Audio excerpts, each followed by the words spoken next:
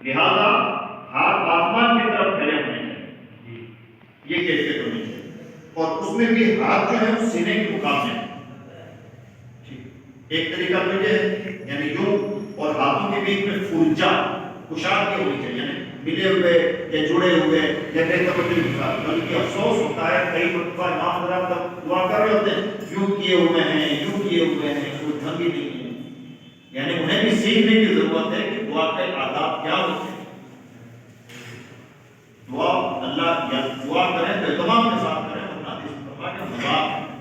اس لیے دعا جب بھی کریں تو ہاتھ کشادہ ہوں، پھیلے ہوئے ہوں، دونوں ہاتھوں کے بیچ میں گیپ ہو، اور ہاتھ قبلے کی طرف اور آسمان کی طرف کھڑے ہوئے۔ ایک طریقہ یہ ہے، دوسرا طریقہ یہ بھی ہے، یعنی حضور اس طرح سے دعا کرتے ہیں کہ آپ کے بغلوں کی سفیدی ظاہر ہو، یہ بھی ایک طریقہ بتایا گیا۔ تو یہ طریقہ بھی اپنا سکتے ہیں، یہ بھی اپنا سکتے ہیں، جو طریقہ سمجھائے وہ طریقہ اپنا سکتے ہیں، لیکن اس طرح سے دعا کریں۔ اور دعا جب کریں تو کیا ہوگا، ہاتھ اس طرح سے رکھیں، ہیت اس طرح سے رکھیں، اور دل و دماغ متوجہ رکھیں، اور اب آہستگی کے ساتھ اپنے رب کو پکاریں، یعنی اسپیڈ نہیں، دعا میں رٹی رٹائی باتیں نہیں ہونی چاہیے۔ ایسا نہیں ہے کہ میں چند جو قرآن میں اگر کچھ دعائیں ہیں تو وہ دعائیں آپ لے سکتے ہیں، حدیثوں میں جو دعائیں مذکور ہیں وہ دعائیں لے سکتے ہیں، لیکن کوشش یہ ہونی چاہیے کہ جب بھی دعا کریں تو دعا وہ کریں جو آپ کے دل کی آواز ہے، اور آہستگی کے ساتھ اللہ کو پکاریں، یا اللہ یا رحمان یا رحیم یا کریم، یعنی بہت عاجزی کے ساتھ اپنی کیفیت پر خود بول کر ڈوب جائیں۔ بلکہ اس میں سفیان نے فرمایا اگر دعا کرتے کرتے کیفیت یہ ہو جائے کہ جس مقصد کے لیے دعا کرنا چاہتا تھا وہ مقصد زبان پر آیا ہی نہیں، تو اللہ بنا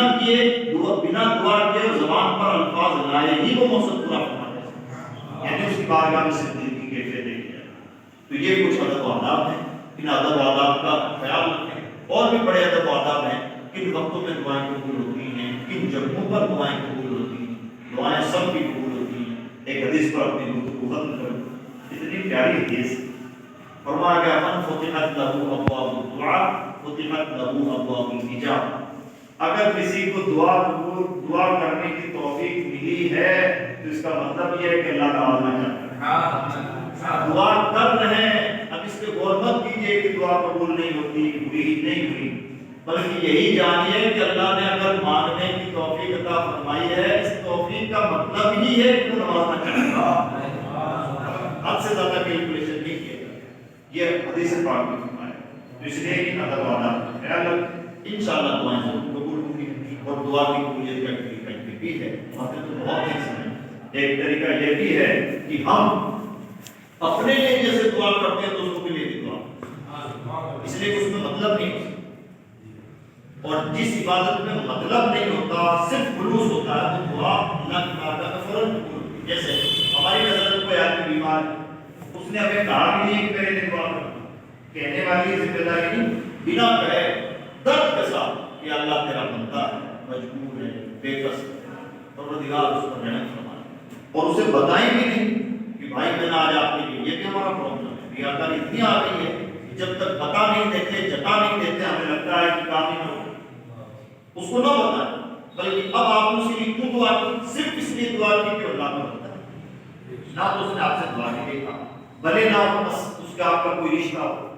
اللہ کیا دیکھتا ہے؟ اللہ دیکھتا ہے کہ میرے بندے کا اس بندے سے کوئی مطلب نہیں،